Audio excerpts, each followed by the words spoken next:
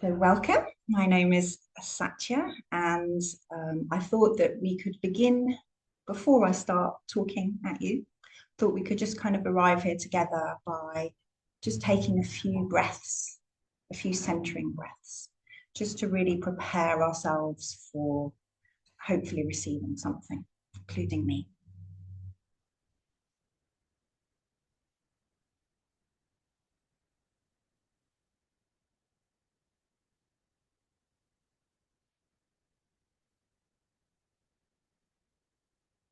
Thank you.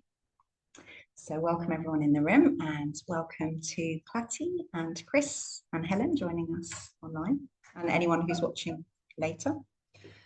So I thought I'd just reread the blurb to remind you and me of what I said I was going to talk about, and hopefully I will talk about that. When we live an ethical life, there are many benefits to ourselves, to others, and to this troubled world.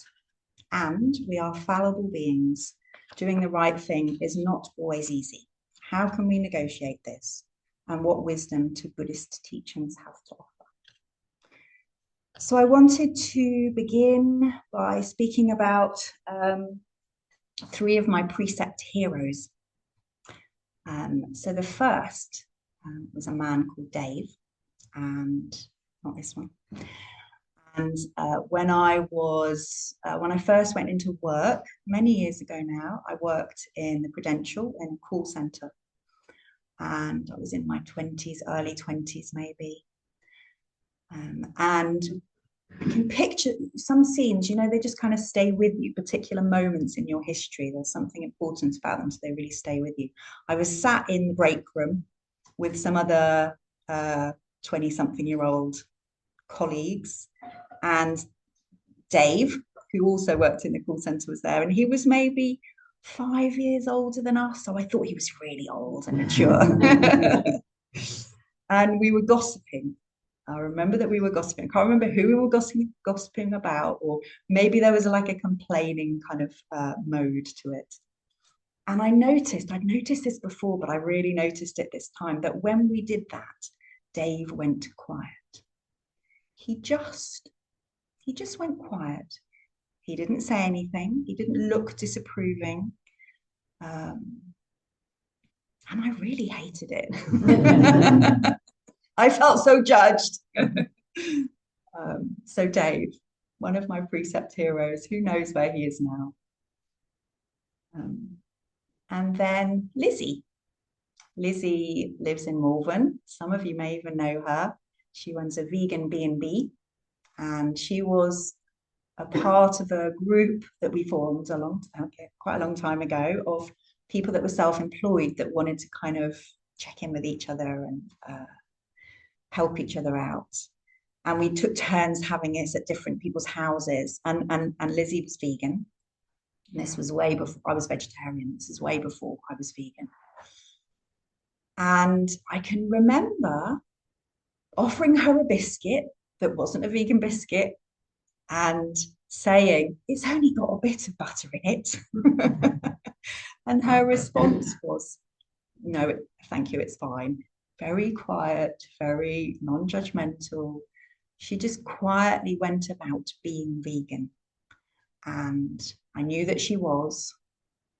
And it was only years later that I appreciated her integrity, her steadiness, her kindness.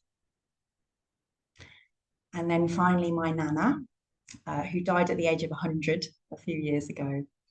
And again, this was many years ago. I think I might have even been a teenager, but I was probably older than that. We were in a supermarket together, and I'd picked up something, and then I'd gone somewhere else, several aisles down with her to somewhere else in the supermarket. And I thought, actually, I don't need this anymore, because I'll have this instead. And I put the thing that I'd picked up down in the new place.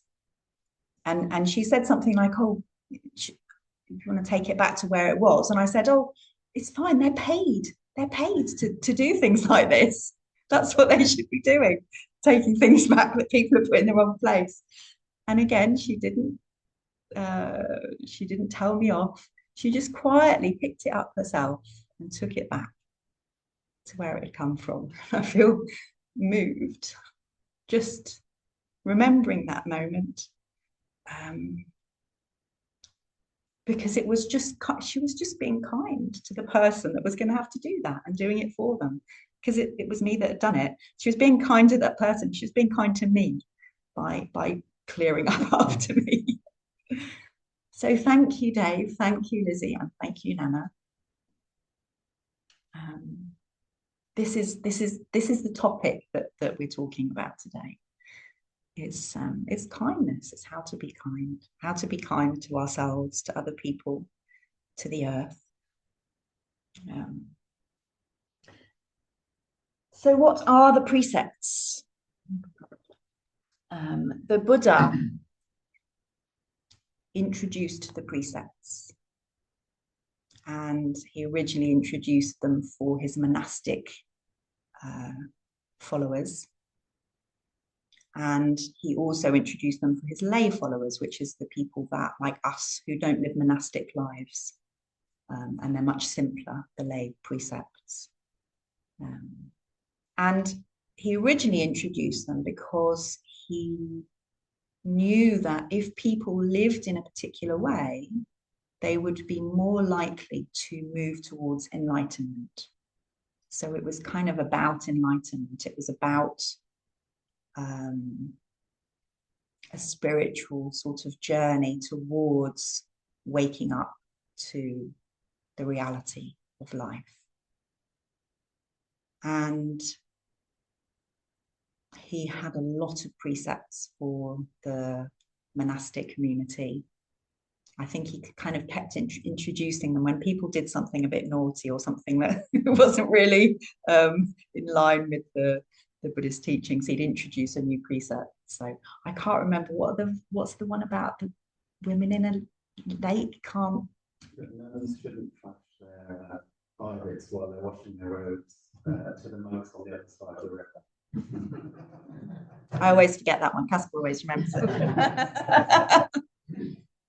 So that's the kind of thing that was in the list of precepts, that all of the things that people could do went in there. But the lay precepts is what we'll be talking about today, because we are lay people. We're not going to be washing our robes in the river. And I thought it might be nice to just get us into the spirit of the precepts, to chant them in their original version. And Jame and Casper may want to join in with me if you can remember the words. I don't think anyone else will know them. So I'll do the Sanskrit first and just listen to it and just enjoy the kind of the language, and then I'll read them out in English. So Panitipata. Pali. What did I say? Sanskrit. Apologies, Pali.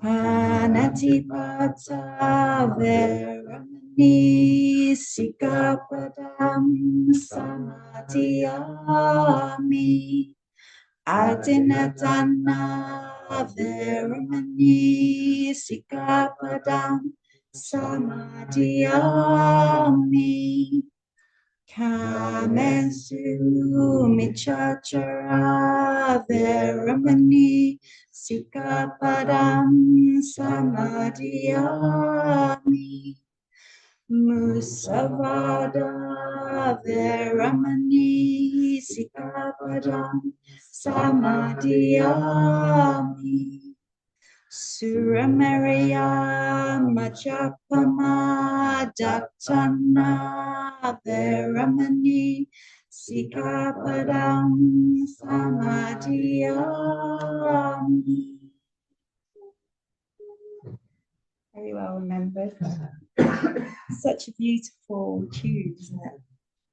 And people have been doing that for thousands of years, chanting those words in that form or slightly different form. So the translation that I have here, and of course different people will translate it in a different way, is 5 precepts. I undertake the precept to refrain from destroying living creatures. I undertake the precept to refrain from taking that which is not given. I undertake the precept to refrain from sexual misconduct. I undertake the precept to refrain from incorrect speech, and I undertake the precept to refrain from intoxicating drinks and drugs which lead to carelessness. So these are the kind of the original precepts that have been translated and taken up by different Buddhist schools in different forms. And I'll introduce Bright Earth's form in a little while. I just wanted to kind of, before we go on to talk about how hard they are to keep, I want to talk about why we should aim to keep them. Why should we live an ethical life? What's the point? So I think probably the most obvious point, which is really why they were introduced, is that they are of benefit to others. That it is of benefit to others when we live an ethical life. That my nan moving the object back to where it was meant that someone that had a busy day working in the supermarket didn't have to schlep it back to where it should have been. And that Dave's silence meant there was a bit less unskillful speech happening in the room. So maybe if someone had walked in and their name was being mentioned, that might have just been a little bit less likely to happen. And that Lizzy was contributing to less animal suffering. So that is really, I guess, the primary reason for us being ethical, is that it helps other people. It is a way of being kind. It's a way of knowing when we're not being kind and trying to be kinder.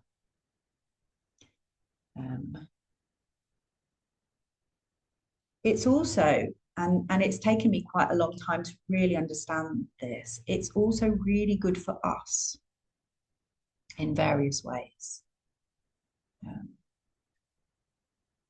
One of the massive surprises to me when I did become vegan, many years after having the example of Lizzy and other people who I knew, is how much it made me feel good. I'd really expected that food's really important to me. It's one of my top 3.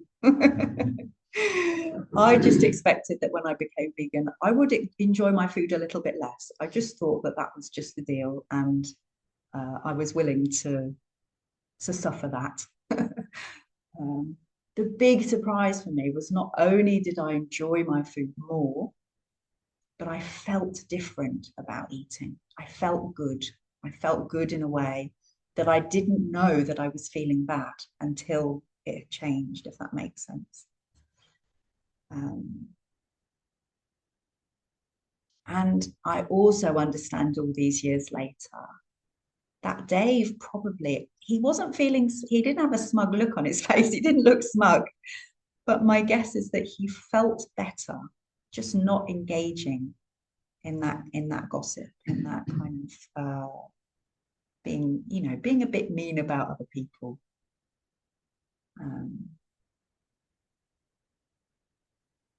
So I'm not talking about smugness. I'm talking about something, and you might be able to sense this in yourself, something about a kind of feeling of wholesomeness, or a feeling of freedom, or a feeling of rightness, or even just the absence of a feeling of ickiness, because I think that when we're doing the things that we know that we shouldn't really be doing, I have a sense of ickiness.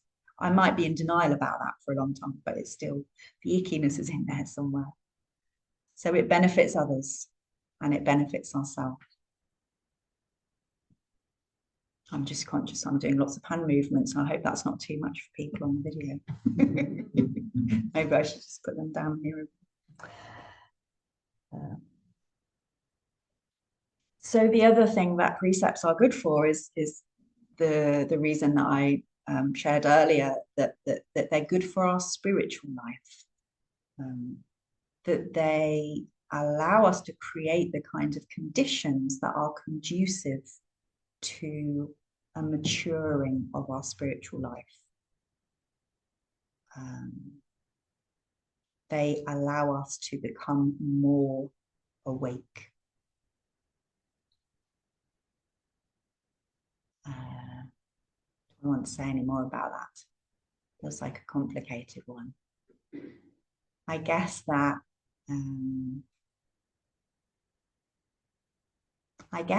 we're always taking, to just use this old story that comes from 12 steps, that we're always taking a step towards our compulsions and addictions and entanglements, or we're taking a step towards our higher power. I really hate that, because I really just want to be able to at least stay still.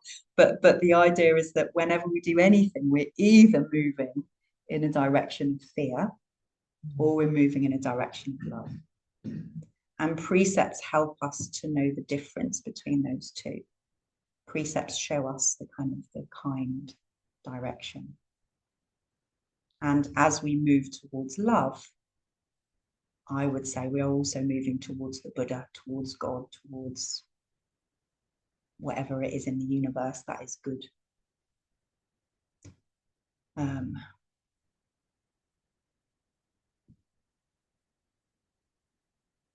And I don't want to leave the planet out.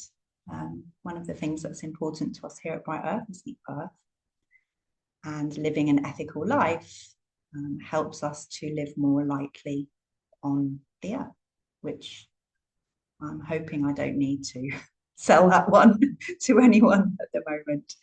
That if we are conscious of our taking what is not freely given, then we maybe don't consume so much. Or if we are conscious of not becoming intoxicated, then maybe we don't make unwise choices that then I don't know where this example is going to end.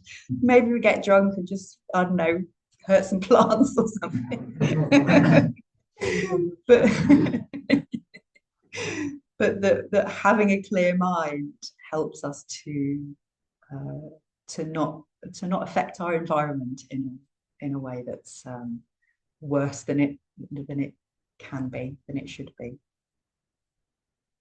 So precepts are good for others, us, our spiritual path, and the earth. So as I mentioned the various, I've kind of shared a few little examples of precepts and how we might break them or not break them. I'm wondering if anyone who's listening to me has already felt a little bit of what I felt when Dave was silent in the break room. It may be that if you're all perfectly ethical people, then why are you here? So my experience is that I break the precepts constantly. I break the precepts constantly, and not always in big ways, but in subtle ways that have an effect on who's around me, on myself, on the earth. So let's just have a little run through just to make you all feel better about yourselves. I'll share some of my failings. So the first precept is that we shouldn't kill, we shouldn't take life. I am in a personal battle against fungus gnats in our house, small little black flies that come out of houseplants and like to breed thousands of babies. And a few months ago, it got to a point where every morning the first thing I would do before anything else is kill 20 fungus gnats. I'm actually going to give a talk about not taking life for a colleague, Reverend Lien, in a few weeks, and my talk will be mainly talking about the fungus gnats. And when I garden, I'm causing death to some little insects that are in the garden. When I strike a match, whenever I strike a match, which I've done already today, I'm I don't know how you pronounce it, but isinglass, which is the bit that glues the match head to the wood, is made of fish bladders. So as a vegan, it's actually very difficult to, you either use a plastic thing or you use something that was in a fish. So it's impossible to not take life. And we could expand that precept to think about things like killing off other people's enthusiasm, or when we put people down, we're killing something. That there's something about killing things off, extinguishing life around us. But actually, from all the five, I kind of feel like one is the one that I can maybe do the best. So I don't tend to kill people. Hopefully we can all share that. So the second, to take what is not freely given. Here we get into territory that is endlessly troublesome. When we're in a conversation with someone, we might talk and get carried away with how much we talk. And we might take the time of the person that we're talking to without them freely giving it, if we're not quite checking in.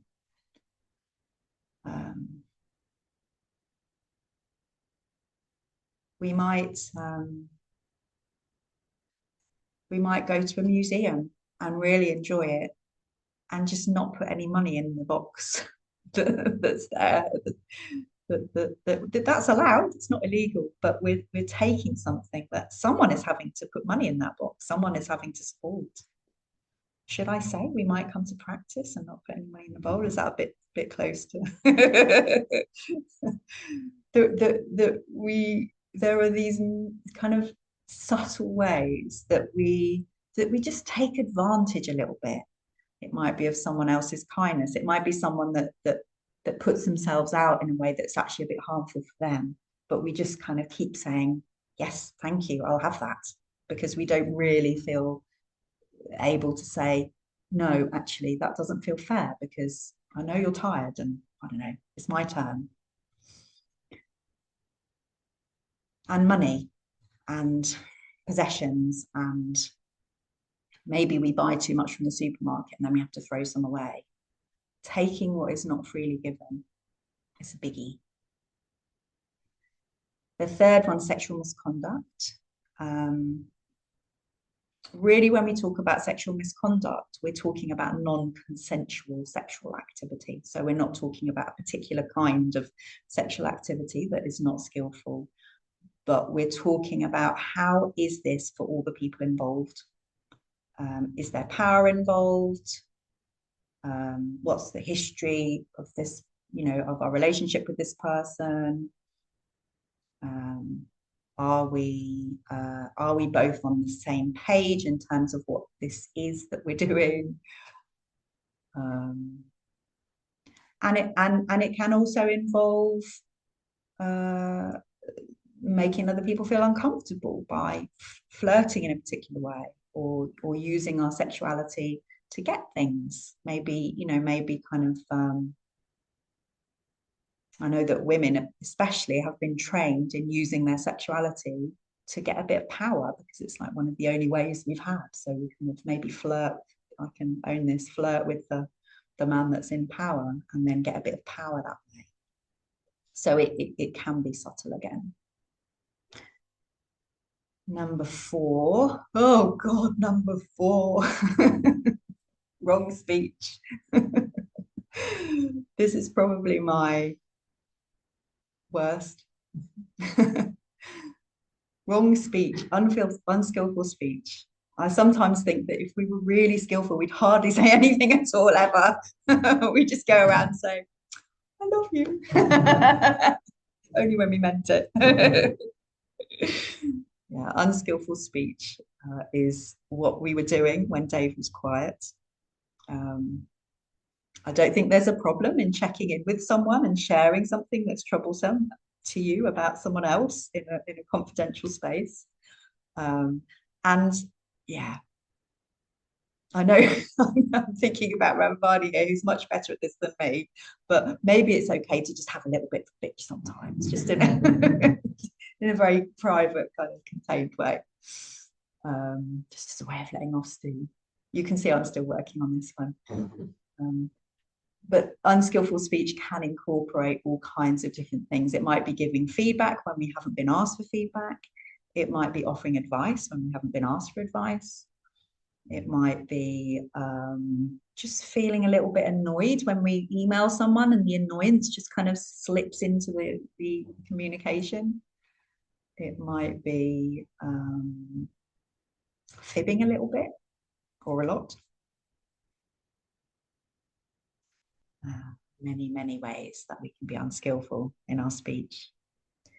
And then finally, intoxication. So yeah, intoxication, drinking, smoking, drugs. I'm lucky I never did those things. I think it's because I'm a control freak rather than any virtuous purpose.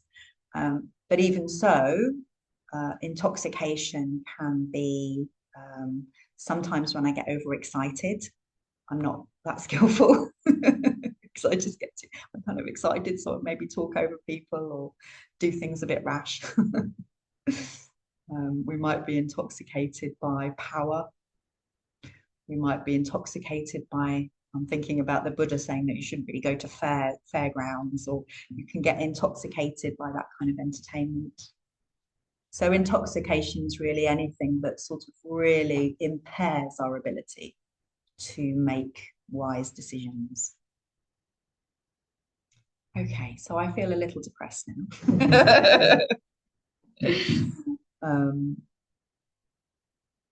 And I guess that I'm sharing these examples with you to lead us into the good news, which is that we're not alone in breaking the precepts continually, and there is help. There are things that we can do that will help us. So what will help us? So I'm going to introduce our form of the precepts, which many of you will know. And again, just to give us an experience of really connecting into those precepts. If you would like to, we'll do them in call and response as we do in practice, so you can repeat after me. If you don't want to sign up to these precepts, then you can recite them in support of other people signing up to them. So, with faith in the four refuges, and in light of our human tendencies, I pray that I may become aware of when I take life. I pray that I may become aware of when I take what is not freely given. I pray that I may become aware of when I fall into sexual misconduct. I pray that I may become aware of when I fall into wrong speech. I pray that I may become aware of when I become intoxicated. So, why do we break the precepts? Before we look at what might help us, why do we break them?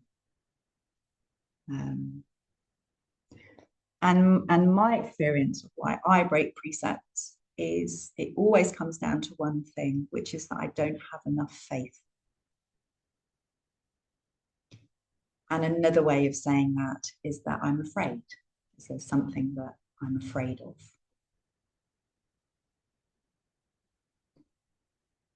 So when I kill the fungus gnats, I don't know if that's a good example, because I think probably I need to kill the fungus gnats. when I, what example will I use? When I gossip about other people, it's because I don't really feel good enough about myself without other people just being a bit rubbish in some way. And so gossiping about them sort of relieves that in me. It relieves that fear that I'm not really okay as I am. And it kind of discharges a little bit of that fear. I don't have faith that I am okay and that they are okay and that they do unskillful things and that I do unskillful things and that we are both lovable as we are. We're both accepted as we are.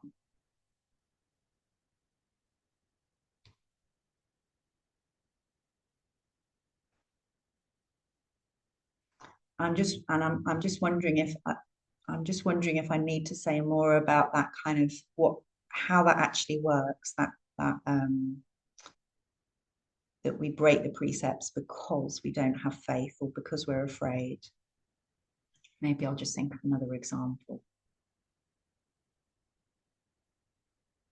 So I don't give more money to charity because I'm afraid that if I give more money, I won't have enough for myself. I won't have enough not to pay my mortgage, but to buy expensive chocolate or go on holiday or go out for meals. And I need that to feel better about myself. So there's a fear that I won't be okay unless I kind of hold on to my money. I don't trust the world. And of course, we shouldn't give all our money to charity and then not be able to pay our mortgage. But what I'm talking about is that amount that I could easily give that I don't because of fear. Another reason why it's really hard to keep precepts is that no one else does. So if everyone's gossiping about someone, it's actually really hard to be quiet. I think that's why Dave's behavior stays with me, because it was a really brave thing that he did, to just not join in, to not even nod, to not disparage us, but to not participate. And we all engage in all kinds of things as a society that are unskillful, which is understandable because life is tough. We're all using too much petrol. We're all using too much energy in this country. But everyone else does. I don't. I was going to say I don't need a car, and then a part immediately said, "No, you definitely need a car." I would survive without a car, but it would make my life a lot more complicated. I don't want to get a bike. Like, I'm already having there's a part that's really panicked. So I'm going to get rid of the car. I'm not going to get rid of the car. I could get rid of the car. We don't often, but we drive at the weekend to go and see things and to walk the dogs, and we don't need to do that. We don't need to have a house as big as we have. We have a lovely house. All of these ways in which we're just doing what everyone else is doing, and that maybe there is a more ethical way of living.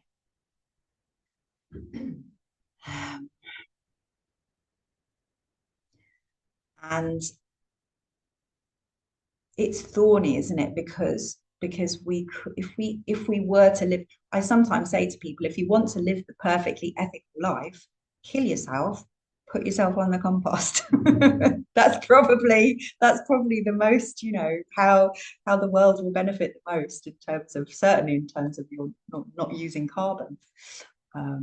Or you could say, well, why don't we just, we'll get a bowl like the Buddha, and we'll just have a robe each, and we'll just eat just what we need, and live in a little hut. I don't think that's what the Buddha wanted. for us. The Buddha used to have get some great feasts from lay people. Those feasts he got sound amazing. I think he wanted lay people so we could like do good feasts. And we need people to make things and to have occupations that are keep everything going. He didn't want everyone to become a monastic. He valued lay people. And he valued lay people that were generous and that looked after the monks and that lived kind lives whenever they could. So the middle way is really important here, and I'm saying this as much for myself as to you, that I'm certainly prone to a kind of a asceticism, but that I think that I ought to be more and more down this end. And the Buddha tried that. The Buddha tried asceticism. It didn't work out for him. He went back to a middle way. So with precepts, we're not aiming for perfection. We're aiming for the middle way.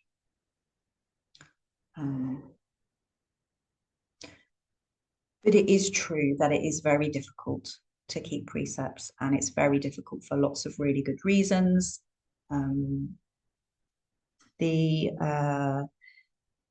other thing that makes it hard to keep precepts is that we are so vulnerable. We are such fallible creatures. We're impermanent, and we want to find ways of shoring ourselves up, shoring up our identity, shoring up our self-esteem, shoring up our sense of security, physical security.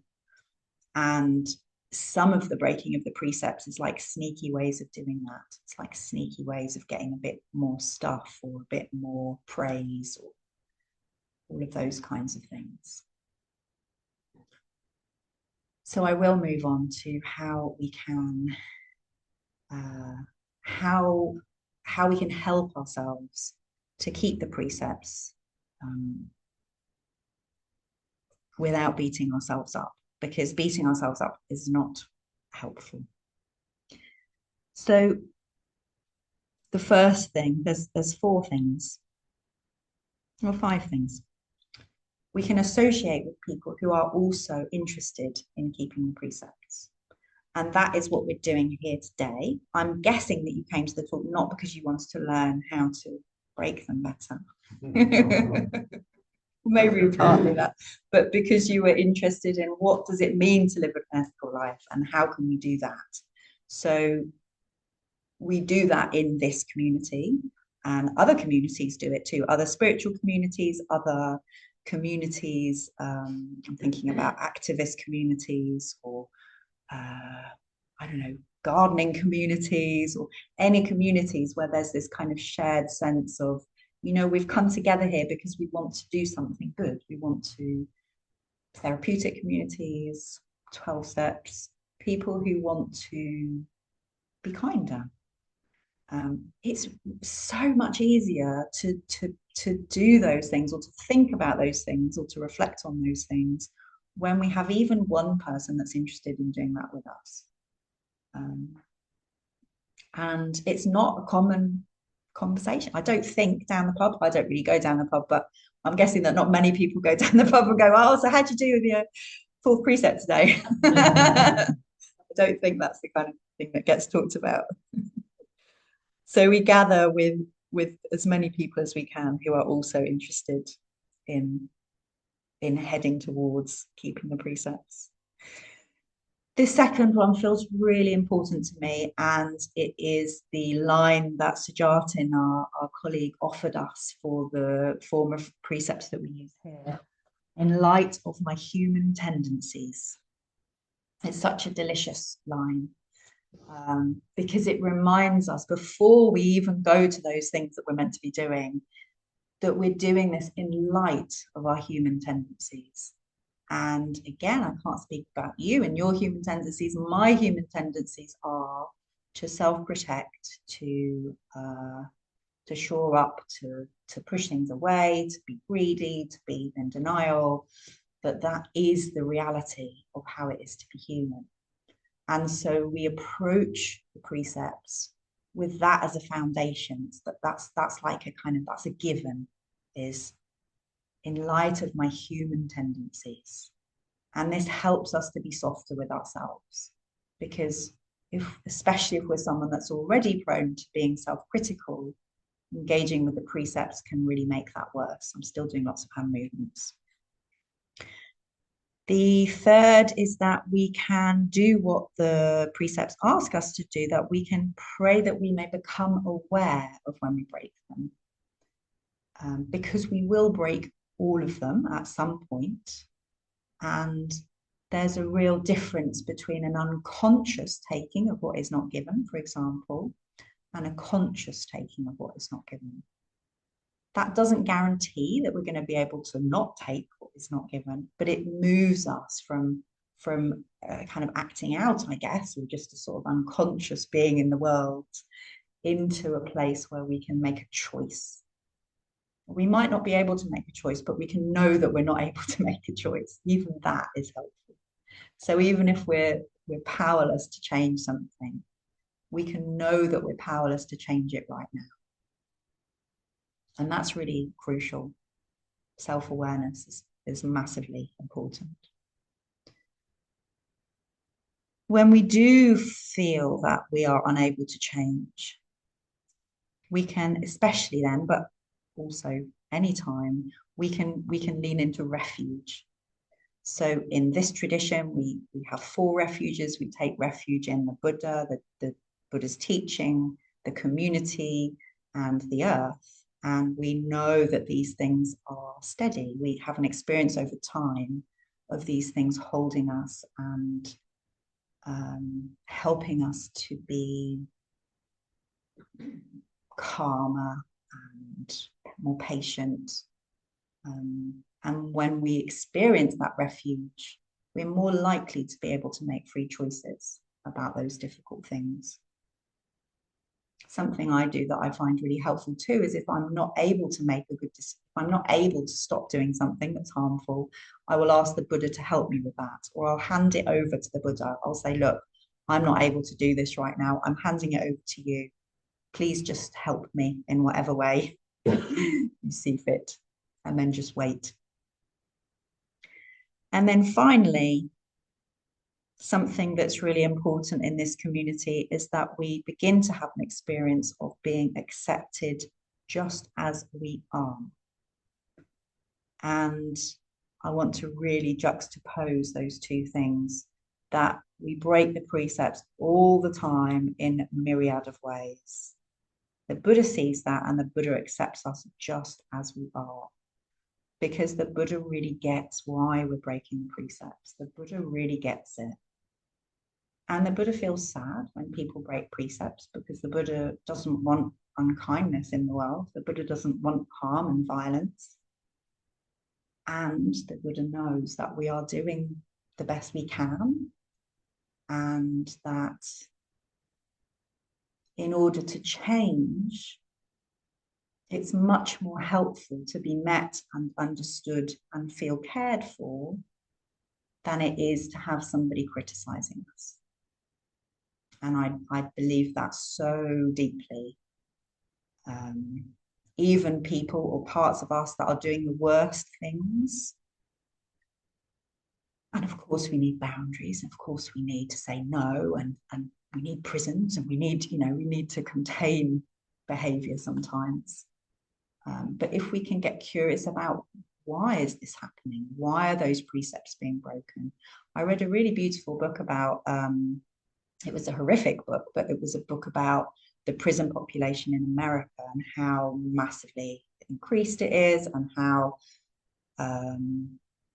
it's a part of colonization and racism and poverty, and all kind of gets stirred in, and then everyone gets put in prison, and all of these men, that they're trying to escape their shame, that their violence is a response to try not to feel shame that has been put on them by the system and by by their generations of harm from outside. And just being able to see it in that way was so helpful to me, because it makes perfect sense that shame is so awful to feel. We will do anything to not feel it. And if we grow up and there are these choices, then we take the choice of violence and we feel a bit less ashamed. And then, of course, that perpetuates the cycle. But there's always good reason. There's always good reason. And the Buddha sees all that. The Buddha sees all of that. The Buddha sees the awful stuff that is happening in the world right now, and doesn't condone it and doesn't support it, but gets that it comes from suffering, that it comes from,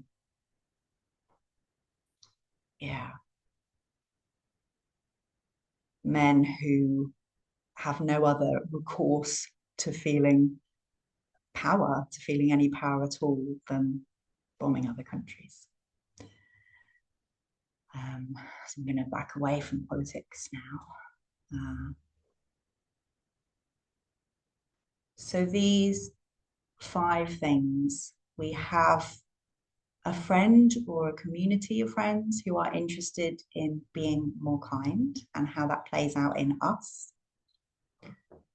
We are realistic about our human tendencies. We begin from that position and we maintain that awareness.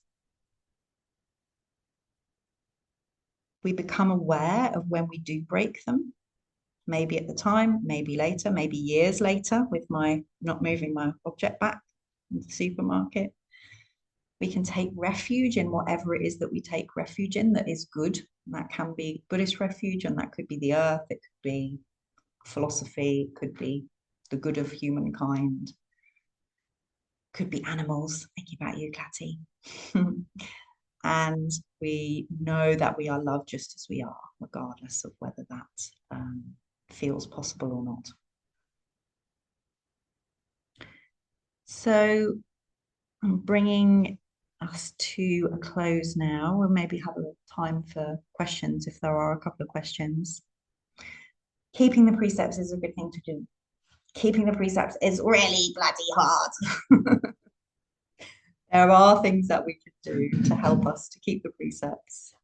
And this is an ongoing process that we come to practice. We don't do practice once here.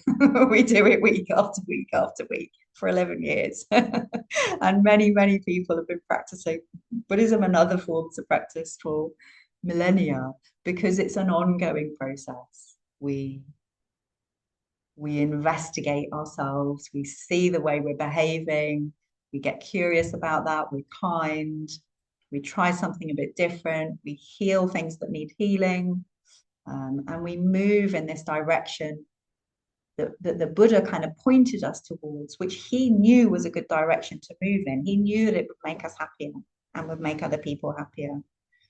That we try not to take life, we try not to take what isn't given, we try not to be sexually unskillful, we try not to use wrong speech, and we try not to be intoxicated. And when we are intoxicated, we try and manage that the best we can.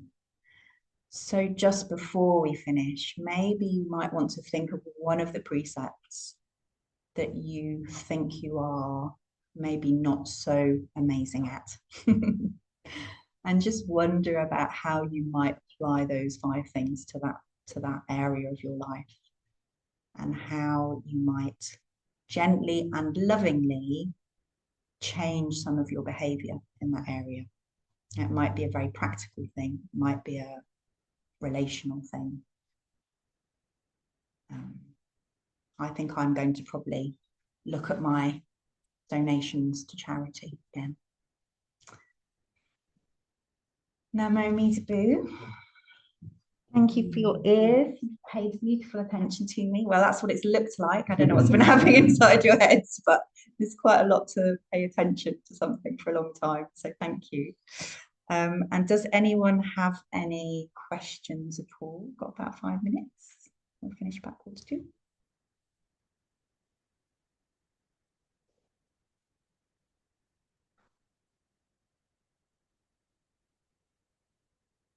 or comments? Satya. Yeah. Do you want to say something, Helen? I'll read out what I wrote. I said, I think my dilemma is about how to balance living ethically, so suicide onto the compost heap in one extreme, with living fully, which is a kind of, I'm beginning to understand, or something to do with the privilege of having a body, and what's involved in living a good and full life in an ethical way. And I imagine that's very related to the middle way. Yeah, thank you. What a beautiful question. And it feels really important to when I think of the Buddha, I think of the smile on his face, and he doesn't look like an unhappy person. So what I'm thinking is he's enjoying his life. He's really enjoying his life. And I don't think that the Buddha wanted us to get into self-denial, because he, as I said earlier, he tried that and it didn't work. So I think for me, when I am moving towards kind of ethical behavior that comes from that kind of, I guess, self-energy, or it comes from sort of Buddha nature, it's both. It's like I'm really enjoying my whatever it is, but I'm not wanting double because I'm full when I've had enough.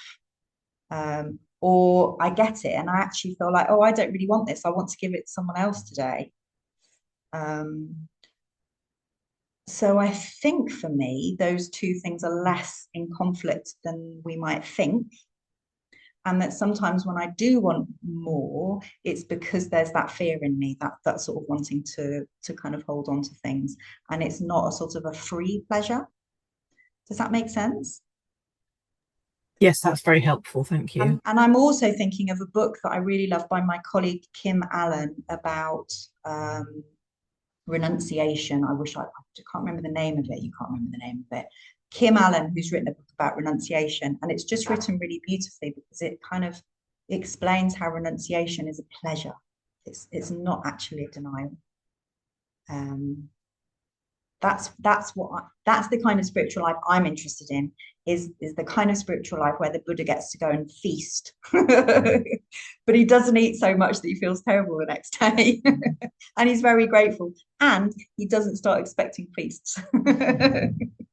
So I think that's where we need to be somehow, is we need to really enjoy what the world has got to offer. It's a gorgeous day here in Melbourne. The sun is out. It feels like it's not spiritually good to not enjoy that. Like we need to really enjoy our lives, and when we do that in line with the precepts, we don't take more than is ours to take. Yeah, so it's kind of about not grasping. Absolutely. Yeah.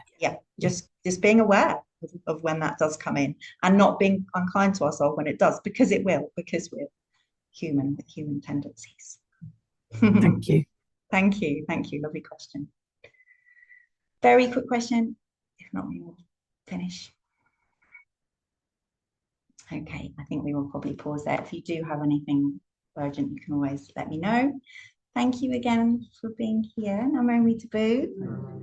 And now I think we need to, it's our duty to go and enjoy the sunshine in on the hills, or whatever it is you're doing today. So yeah, thank you very much for your attention. Yeah, Namomi Taboo.